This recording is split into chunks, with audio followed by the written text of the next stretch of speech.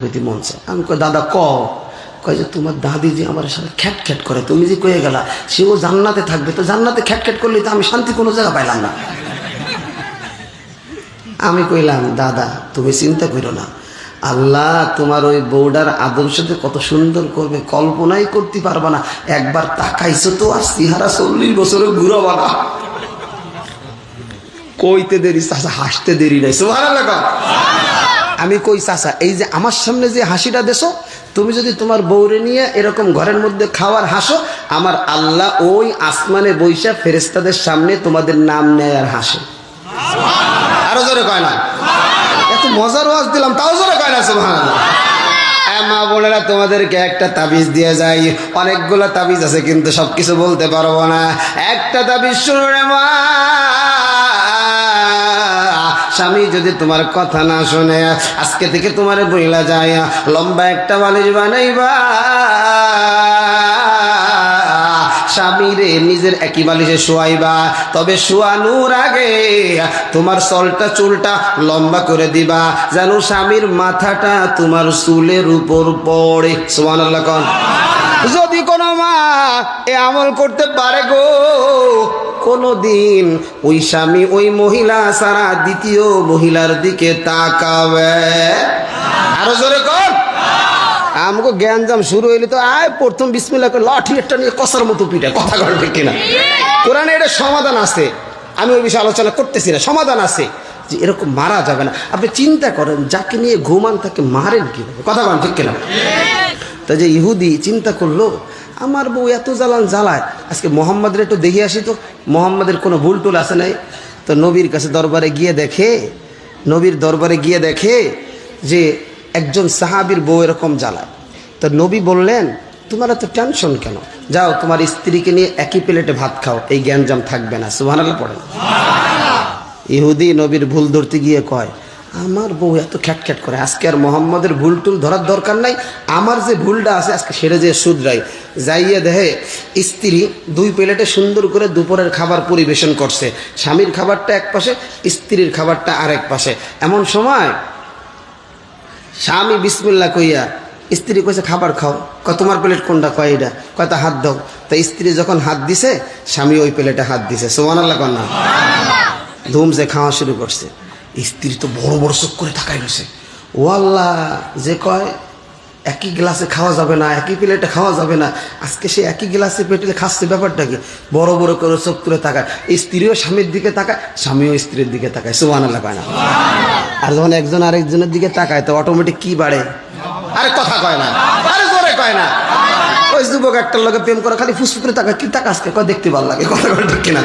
এটা জায়েজ না হারাম? জোরে কয় জায়েজ না হারাম? যেই যুবকরা করি ভালো বউ পাবি না। কথা কন ঠিক কিনা? আমার কথা না, আল্লাহর কথা। ওদিকে গেলে সময় লাগবে। এবার যেটা বলতে গেলাম, এখন যখন খাওয়াটাও অনেকক্ষণ ধরে শেষ, তো এখন স্বামীরে কয় তুমি কেন আমার সাথে খাইতেছো? বলে কঠিন একটা কাহিনী আছে। কয় বলো। কয় না বলা যাবে না। স্বামী অটোমেটিক চোখ দিয়ে পানি ফেলায় দিস। কয় তুমি কান্দো কেন? আজকে কঠিন একটা কাহিনী আছে। কয় তুমি বলো।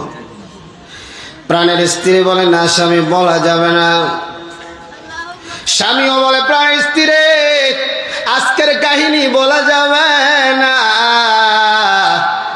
এমন সময় স্ত্রী বলে স্বামী গো তুমি যদি তোমারটা বলো আমি কিন্তু আমারটা বলবো।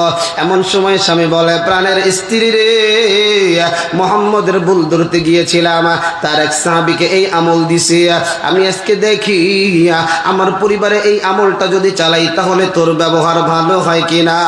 এমন সময় স্ত্রী চোখ দিয়া টপ টপ করে পানি পালায় আর বলে প্রাণের স্বামী রে আমি কেন কাঁদি জানো নি?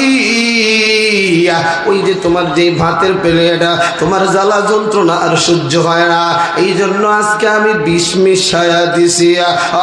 স্বামী, যেই নবীর আদর্শ মাইনা তোমার মতো স্বামীর জীবন বাইসে গেছে, আর দেরি নয়, চলো না ওই নবীর দরবারে গিয়া কালিমাটা পড়ে মুসলমান হয়ে যা। আগে ঘরে নবীজির আদর্শ নাই, আদর্শ নাই। এজন্য নবী বলেন 3টা কাজ যদি যুবকেরা, বুড়ো বাবারা, দাদারা করতে পারে তাহলে ওই বউ কোনো দিনও স্বামীরে ভুলবে না। কারণ যেই দাদার বউ নাই 3টা করলে তো কবে আহারে জিহাদি তুই 3 বছর আগে কেন বয়ান করলি না, কথা কন ঠিক কিনা? এই জন্য একটু থুয়ে গেলাম, সামনে কবা এরা যুবক ভাই। এই জন্য আমার নবী বলে না এ উম্মতের, আমার সব উম্মতেরা জান্নাতিয়া, তবে তারা জান্নাতে যাবে না কারা? আল্লাহর নবী বলেন যারা আমার অনুসরণ করবে এরা জান্নাতে যাবে। এ যুবক, নবীর অনুসরণ করবা কেমন করিয়া? মায়ের নবীর আশিক কেমন কইরা হইবা আমার বাবা? একটু দিলের কানটা লাগা, পর্দার আড়ালে আবার মায়েরা একটু দিলের কানটা লাগা। আবার মায়ের নবীর জন্য তো সাহাবায়ে কেরামও জীবন দেয়, আবার মায়ের নবীর মহিলা সাহাবারাও তো জীবন দেয়। এ যুবক, আজকে তুমি বলি আমি আশিকে রাসূল, কিন্তু নবীর বিপক্ষে কথা বললে তোর রক্ত গরম হয় না, নবীর মাদ্রাসায় আঘাত দিলে তোর রক্ত গরম হয় না, নবীর নায়েব নবী আলেমকে গালি দিলে তোর কষ্ট লাগে না, মসজিদের ইমামকে বেইজ্জতি করলে তোর কষ্ট লাগে না। মনে রাখো তুমি আর যা কিছু হতে পারো, নবীর প্রেমিক হতে পারো না, ঠিক কি না? এই দুনিয়ায় আসার পরে যদি নবীর প্রেমিক হতে না পারি তাহলে এই জীবনের লাভ কি? কথা বলেন, কোনো লাভ আছে? এক লাভ আছে? নবীর সুপারিশ ছাড়া কেউ জান্নাতে যাইতে পারবেন? পারবেন? নবীর জন্য জীবন দেব তো ইনশাআল্লাহ। কি হবে বেঁচে থেকে? কি হবে বেঁচে থেকে? অযথা বিদ্যা শিখে যদি না গড়তে পারি শোষণবিহীন সমাজটাকে, ঠিক না?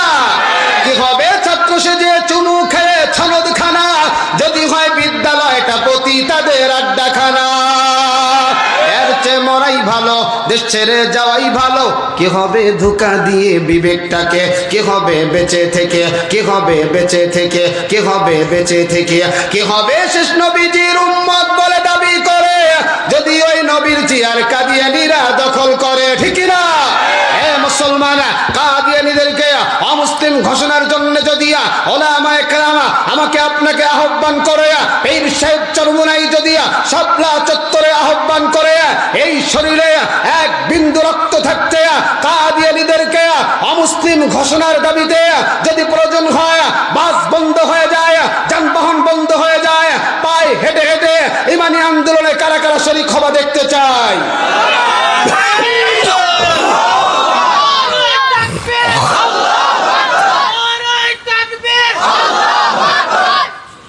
এটা আমার যুবক ভাই হাতটা নামান, ও কলিজার টুকরা বুড়া বাবা, আমার নবীর বড় আশিক।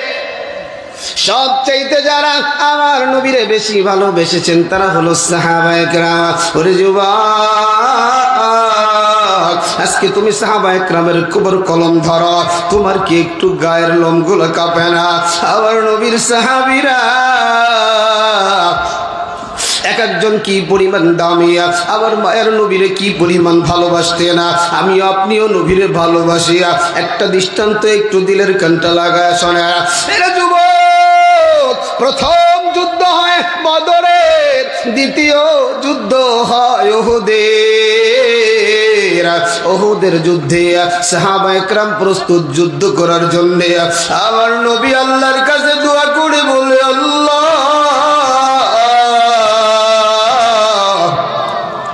আপনি আমার সাহাবায়ে কেরামকে পরাজিত কইরা শেষ করে দিয়েন না।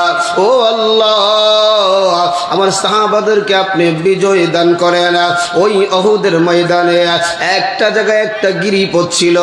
আমার নবী কিছু সংখ্যক সাহাবায়ে কেরামকে ওই জায়গায় রাইখা বলে, ও সাহাবার দল, আমরা যদি বিজয় হই তারপরেও তোমরা যাইবা না, আমরা গনিমতের মাল টুকাইলেও তোমরা টুকাইবা না। কিন্তু এক সময় যুদ্ধ করতে করতে মুসলমানদের বিজয়